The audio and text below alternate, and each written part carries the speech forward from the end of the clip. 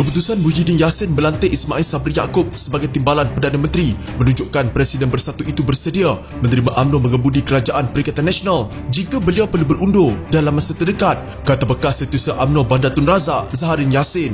Bagaimanapun beliau berpendapat, saat itu akan menyaksikan beberapa rakan gabungan Kerajaan Perikatan Nasional antaranya PAS berasa tersinggung dan mempersoalkan tindakan Muhyiddin membelakangkan parti itu sebagai sekutu utama ketika ini. Apabila Muhyiddin melantik Ismail sebagai Timbalan Perdana Menteri, beliau sudah terima naib Presiden UMNO itu sebagai penggantinya. Soal layak atau tidak, pada dasarnya Ismail sudah dilayakkan oleh Muhyiddin jika Muhyiddin mahu Kerajaan Perikatan Nasional terus dapat sokongan UMNO. Katanya dalam sesi sembang di laman Twitter bertajuk Rakyat Gagal, Kerajaan Berjaya. Dalam sesi selama 3 jam bermula 9 malam itu, Zaharin berkata tekanan dari dalam Bersatu dan rakan sekutunya PAS membuatkan Kerajaan Perikatan Nasional yang dikemudi UMNO pada masa depan akan goyah kecuali ada usaha lain dibuat untuk mengekalkan Ismail sebagai Perdana Menteri pada masa itu. Saya percaya jika Muhyiddin letak jawatan, Ismail Sabri boleh jadi Perdana Menteri dalam tempoh singkat iaitu seminggu atau paling lama sehingga Parlimen bersidang. Sudah tentu orang Bersatu akan tarik diri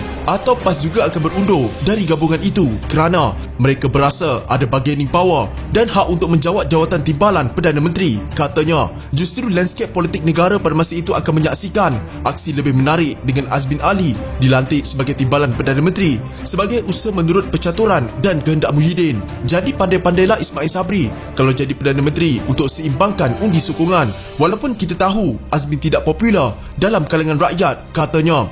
Menyentuh mengenai Hishamuddin Hussein yang dilantik sebagai Menteri Kanan bukan Timbalan Perdana Menteri seperti yang diramal banyak pihak, Zaharin berkata ahli Parlimen Sembrong itu tidak mempunyai hierarki dalam UMNO. Malah secara peribadi beliau tidak disenangi oleh rakan separti. Jadi soalnya sekarang, bagaimana kita nak nampak seorang bakal Perdana Menteri jika dalam partinya sendiri pun beliau tak hormati institusi Presiden walaupun Presiden itu adalah pengerusi Barisan Nasional? Soalnya, Zaharin turut mendakwa Hishamuddin tidak popular dalam UMNO kerana dianggap sebagai duri dalam daging. Malah katanya, Hishamuddin turut dianggap sebagai pemimpin tidak bertanggungjawab kerana enggan bertanding dalam pemilihan UMNO 2018 berikutan kekalahan Barisan Nasional pada pilihan raya umum ke-14. Kononnya beliau tak mahu bertanggungjawab atas kekalahan memalukan itu. Katanya, dakwanya lagi, ramai ahli UMNO tahu gerakan Hishamuddin membawa pemimpin parti menyertai Bersatu sekalipun beliau sendiri masih kekal dalam UMNO. Ini saya dengar sendiri daripada mereka yang ditawar sertai Bersatu